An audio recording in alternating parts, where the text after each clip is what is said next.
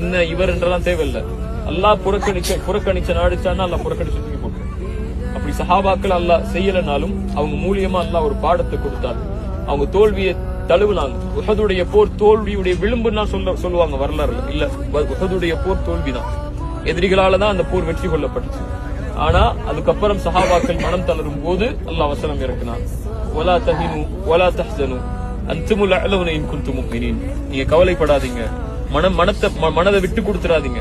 நீங்க தான் உயர்ந்தவர்கள், எந்த நேரத்திலையும் முஃமின்களாக வாழ்ந்தார். மனிதனுடைய வாழ்வு எந்த எல்லைக்கு போய் அவன் அல்லாஹ்வுக்காக கட்டுப்பட்ட முஃமினா மாறிட்டான்னா அவனை விட சிறந்தவன் இந்த உலகத்துல யாரும் இல்ல அல்லாஹ்வுடைய பார்வையில. மனிதர்களை பொறுத்த வரைக்கும் அவன் கடந்த காலத்தை வச்சு முடிவு செய்வாங்க. அல்லாஹ்வை பொறுத்த வரைக்கும் அந்த நிலையில அவன் எப்படி திரும்பி வர்றானோ அதான் அவனுக்கு தேவை. அல்லாஹ்வை திருப்திப்படுத்தக்கூடியவர்கள் முஃமின்கள் அவங்க என்னைக்கும் உயர்ந்திருப்பாங்க.